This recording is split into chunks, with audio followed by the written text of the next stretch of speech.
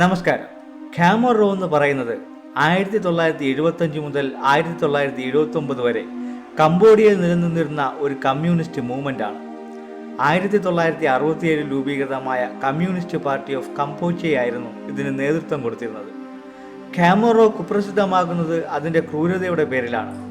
Communist party of Cambodia Cambodian ഭരണത്തിലെത്തിയ ഉടനെ ചെയ്തത് പഴയ ഗവൺമെന്റുമായും വിദേശീയ സർക്കാരുകളുമായും ബന്ധമുള്ളവരെയും അനുകൂലിക്കുന്നവരെയും തിരഞ്ഞു പിടിച്ച് അറസ്റ്റ് ചെയ്ത് കൊല്ലുക എന്നതായിരുന്നു.